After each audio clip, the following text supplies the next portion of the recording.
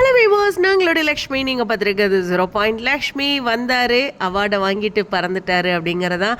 S, நமக்காக உண்மையுமே இந்த ஒரு சந்தோஷத்தை கொடுத்துருக்காரு அப்படின்னு தான் சொல்லணும்.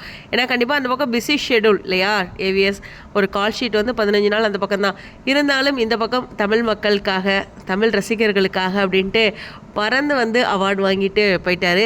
ஸோ சுவாமியோட ஒரு பிஸி ஷெடியூல் தான். உண்மையுமே சென்னைக்கு வந்து இங்கே அங்கே ஷூட் ஆரம்பிக்கிறதுக்கு முன்னாடியே ஒருக்கா வந்துட்டு போனார். அதுவே சந்தோஷமாக இருந்தது. இன்றைக்கி வந்ததே போன வருஷம் மிஸ் பண்ணிட்டார். அவருக்கே அந்த எவ்வளோ வருத்தமாக இருந்திருக்கும். அந்த டிராஃபிக்கில் பறந்து வேகமாக வந்து காரில் வந்துட்டுருக்காரு. பாருங்கள் எவ்வளோ டிராஃபிக் அப்படின்னு அவர் கொடுத்த அப்டேட் இன்னுமே மனசுக்குள்ளே இருக்குது. ஸோ அந்த மாதிரி இருக்கும்போது சம்திங் மிஸ் இல்லை அப்படின்ட்டு நிறைய பேர் புரிஞ்சுக்கிட்டும் சொன்னவங்க இருக்காங்க, புரியாமல் கோவப்பட்டவங்களும் இருக்காங்க. பட் கோவப்பட்டு பேசினாலும் அது பாசம் தான், செலிப்ரிட்டிஸ் அதை புரிஞ்சுக்குவாங்க. ஸோ அந்த மாதிரி ஒரு விஷயம்.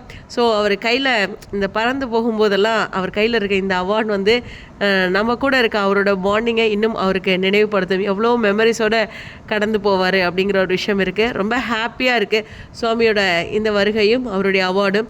நிச்சயமாக வந்து அவருடைய கம்பேக்கு டோட்டல் எல்லா ரசிகர்களுமே வெயிட்டிங், அதில் எந்த ஒரு டவுட்டுமே இல்லை. அதுக்கான ஒரு அழகான அப்டேட்க்கு நானுமே காத்துட்ருக்கேன். நல்லதே நடக்கும். உங்களுடைய கருத்துக்கள். ஸோ சுவாமி வந்துட்டு இந்த ஏர்போர்ட்லேருந்து ஒரு அழகான அப்டேட் கொடுத்துருக்காரு.